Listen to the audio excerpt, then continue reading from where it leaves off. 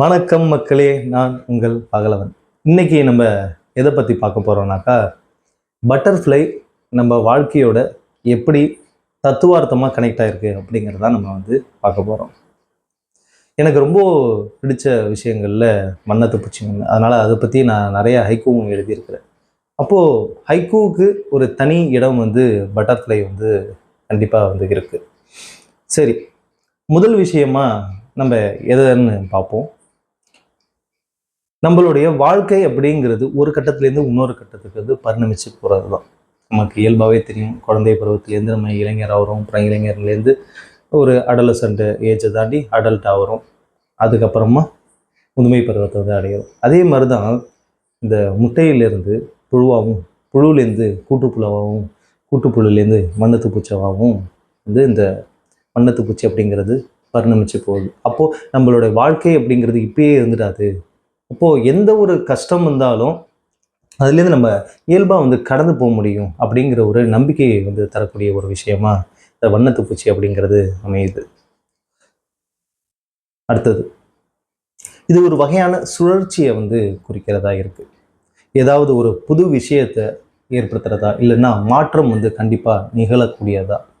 நான் முன்னாடியே சொன்ன மாதிரி, இல்லாட்டினாக்கா நம்ம ஒரு விஷயத்தினால ரொம்ப தொய்வாக ரொம்ப டிப்ரெஸ்டான ஒரு ஸ்டேட்டுக்கு நம்ம போயிருப்போம். ஆனால் நம்ம வேற ஒரு மனிதனாகவே கண்டிப்பாக உருவாக முடியும் அதுலேருந்து மீண்டு அப்படிங்கிற ஒரு மிகப்பெரிய தன்னம்பிக்கையை தரக்கூடிய ஒரு விஷயமா அந்த வண்ணத்து பூச்சியோடைய இந்த லைஃப் சைக்கிள் அப்படிங்கிறது இருக்குது. அடுத்தது, அழகு. வண்ணத்து பூச்சினாலே அது உடம்புல இருக்கக்கூடிய நிறங்கள்னால ரொம்ப அழகாக இருக்குது. அப்போ வாழ்க்கைங்கிறது ரொம்ப அழகானது, வண்ணமயமானது அப்படிங்கிற ஒரு குறியீடாகவும் இருக்குது. அது மட்டும் இல்லாமல் இங்கே அழகுன்னு சொல்கிறது ஒரு மனிதன் அழகாக இருக்கான் அப்படிங்கிறது மட்டும் கிடையாது. வாழ்க்கை அப்படிங்கிறது எவ்வளவு அழகியல் சார்ந்து இருக்குது அப்படிங்கிற ஒரு தத்துவார்த்த விஷயத்தை உணர்த்தக்கூடியதாக இந்த பட்டாம்பூச்சி அப்படிங்கிறது இருக்குது. அடுத்தது, வாழ்நாள் பார்த்திங்கன்னா ரொம்ப கம்மி தான் பட்டர்ஃப்ளைக்கு. அப்போது அதாலேயே நமக்கு சந்தோஷம் கிடைக்குதுனாக்கா, அப்போது மனிதனால் அவனுடைய குறுகிய காலத்தில் நமக்கு எவ்வளவு சந்தோஷங்கள் கிடைக்கக்கூடியதுக்கான வாய்ப்பு இருக்கும் அங்கிறத கொஞ்சம் நம்ம சிந்திச்சு பார்த்தாக்கா கண்டிப்பாக அதுலேருந்து ஒரு பாசிட்டிவ் டேக்அவே இருக்கும். அடுத்தது, சுதந்திரம். வண்ணத்து பூச்சி ஒரு இடத்துல அமர்ந்திருக்கும். அது திடீர்னு பார்த்திங்கன்னா ஏதாவது ஒரு காற்று பாகமாக வீசினாலோ, அசைவு இருந்தாலோ அது சுதந்திரமாக பறக்க ஆரம்பிச்சிடும். அப்படி தான் ஒரு மனிதன் அப்படிங்கிறவ சுதந்திரமாக பறக்கிறதுக்கான ஒரு பாசிபிலிட்டியை அது நமக்கு வழிவகுத்து தருது. ஆனால் அந்த சுதந்திரங்கிறது எப்படி வேணாலும் நம்ம பறந்து போகணுங்கிறது கிடையாது. அது ஒரு குறிப்பிட்ட பாதையில் குறிப்பிட்ட நேரத்தில் மட்டும்தான் பறந்து போகும், நம்மளால் பார்க்க முடியும். ரொம்ப அதிகமான வெயிலையோ இல்லை மழையிலையோ கண்டிப்பாக பார்க்க முடியாது வண்ணத்து பூச்சி. அப்போது இதுலேருந்து நம்ம என்ன புரிஞ்சுக்கலாம் அப்படின்னாக்கா, நம்மளுடைய சூழலுக்கு தகுந்தாப்புல நம்ம அந்த சுதந்திரத்தை பயன்படுத்திக்கணும் அப்படிங்கிற ஒரு விஷயத்தை கற்றுத்தருது. அடுத்தது, இயற்கையோட ரொம்ப ஒன்றிணைந்து வாழுதல். பட்டாம்பூச்சி அப்படிங்கிறது நம்ம இயற்கையில் இருக்கக்கூடிய ஒரு பகுதி தான். அதால் நமக்கு ஒரு ரசிப்புத்தன்மையை கொடுக்க முடியுதுன்னா, அப்போ நம்மளாலையும் இன்னொரு மனிதர்களை ரசிக்க வைக்க முடியும் அப்படிங்கிற ஒரு விஷயம்தான். உதாரணமாக சில விஷயங்களை சொல்லணுன்னாக்கா, இந்த எப்படி நம்ம ரொம்ப மன ரீதியாக ரொம்ப பாசிட்டிவாக நம்ம எடுத்துக்கலாம்னாக்கா, ஒரு இடத்துலேருந்து இன்னொரு இடத்துக்கு பட்டாம்பூச்சி பறந்து போய் உட்கார்றத நம்ம பார்க்குறோம். அப்போது அந்த பட்டாம்பூச்சி அந்த குறிப்பிட்ட இடத்துல நம்ம கவனத்தை ஈர்க்குது, இங்கேருந்து இன்னொரு இடத்துக்கு போகும்போது. அப்போது நம்ம அந்த பட்டாம்பூச்சியை போய் பிடிக்கணும்னு நம்ம முயற்சி பண்ணும்போது அது டக்குன்னு பறந்து போயிடும். ஆனால் அந்த பட்டாம்பூச்சி நமக்கு வேணாம் அப்படின்னு நம்ம முடிவு பண்ணி ஒரு குறிப்பிட்ட இடத்துல நம்ம திரும்ப உட்காந்துட்டோம்னாக்கா, இயல்பாக அந்த பட்டாம்பூச்சி சில தடவை நம்ம மேலே உட்காரும்.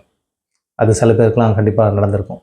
அப்போது இதுலேருந்து நம்ம என்ன தெரிஞ்சுக்கலாம்னாக்கா, ரொம்ப ஹார்ட் ஒர்க் பண்ணி ஒரு குறிப்பிட்ட விஷயத்தை நம்ம அடைஞ்சே ஆகணும் அப்படிங்கிறத தீவிரமாக நம்ம முயற்சி பண்ணிகிட்டே இருப்போம் சில தடவை.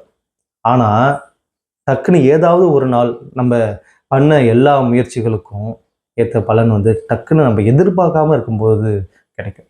அப்படி தான் நான் சொன்ன அந்த உதாரணத்தை நீங்கள் பொருத்தி பார்க்க முடியும்னு நான் நம்புகிறேன்.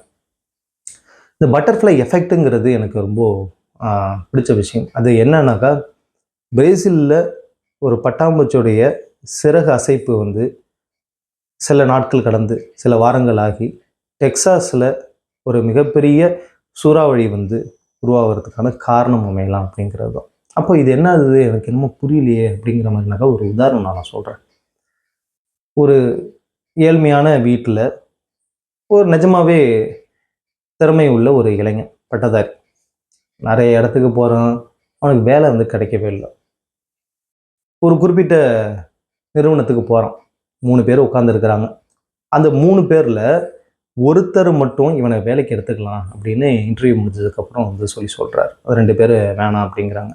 ஆனால் அந்த வேலைக்கு எடுத்துக்கலாம் அப்படின்னு சொல்கிற அந்த குறிப்பிட்ட நபரை நம்பி அந்த பர்சனை வந்து வேலைக்கு எடுத்துக்கிறாங்க. நல்லா ஹார்ட் ஒர்க் பண்ணுறான்.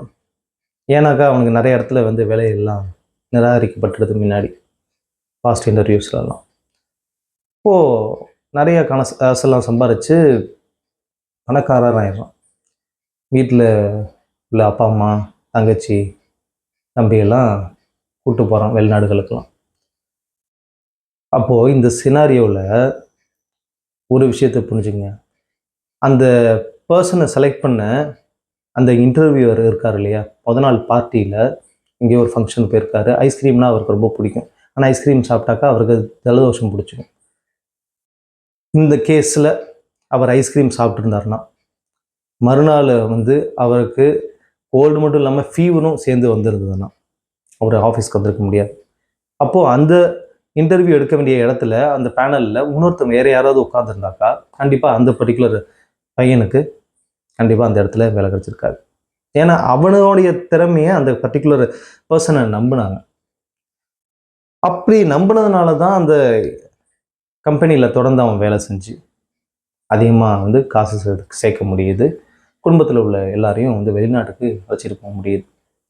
அப்போது குடும்பத்தில் இருக்க அந்த பர்டிகுலர் பர்சன்லாம் ஃப்ளைட்லேயே ஏறாதவங்க வெளிநாடுக்கு போகிறதுக்கான ஒரு காரணம் இந்த குறிப்பிட்ட நபர் ஐஸ்கிரீம் சாப்பிடாமல் இருந்ததால் அப்படிங்கிறத எப்படி இன்டர் கனெக்ட் ஆகிருக்கு பாருங்கள்.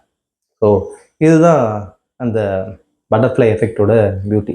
அப்போது அந்த பட்டர்ஃப்ளை எஃபெக்ட் அப்படிங்கிறது என்ன நமக்கு சொல்ல வருதுனாக்கா, நம்ம நேரடியாக நினைக்கிற ஒரு விஷயங்கள் மட்டும்தான் தொடர்பு படுத்தி இருக்கணுங்கிறது கிடையாது. ஏதோ ஒரு குறிப்பிட்ட விஷயம் வந்து இன்டைரக்டாக மறைமுகமாக மறைஞ்சிருக்கும். அப்போ ஒரு நாட்டோட பொருளாதாரம் அப்படிங்கிறது ஒரு மார்க்கெட்டோடைய ஏற்றத்தாழ்வு பொறுத்து வந்து இருக்கு இல்லையா? அப்போது இந்த மாதிரி இல்லை வேறு வகையில் சொல்லணுன்னாக்கா, ஒரு சூழலியல் மாற்றம் வந்து நடக்கிறதுக்கு ஒரு உயிரினம் வந்து புதுசாக அந்த சூழலில் நுழைஞ்சாலோ இல்லை அந்த சூழலில் இருக்கக்கூடிய ஒரு உயிரினம் இறந்துட்டாலோ அந்த சூழலே வந்து பாதிக்கப்படும். இந்த எக்கோசிஸ்டம் அப்படிங்கிறது பாதிக்கப்படும் எக்காலஜியில். அப்போது இந்த மாதிரியான ஒரு எஃபெக்ட்லாம் இந்த பட்டர்ஃப்ளை எஃபெக்ட் அப்படிங்கிறத தெளிவுபடுது. ஸோ இன்றைக்கி பட்டர்ஃப்ளையை பற்றி நல்லா தெளிவாக புரிஞ்சிருக்கும்னு நினைக்கிறேன். இந்த மாதிரி ரொம்ப தத்துவார்த்தமான விஷயங்கள் அப்பப்போ நம்ம சேனலில் வீடியோவாக நீங்கள் பார்க்கலாம். கண்டிப்பாக இந்த வீடியோ உங்களுக்கு பிடிச்சிருக்கும்னு நான் நம்புகிறேன். மீண்டும் ஒரு நாள் ஒரு சுவாரஸ்யமான தகவலுடன் சந்திக்கலாம். அதுவரை உங்களிடமிருந்து தற்காலிகமாக விடைபெற்றுக் கொள்வது உங்கள் பகலவன். நன்றி, வணக்கம்.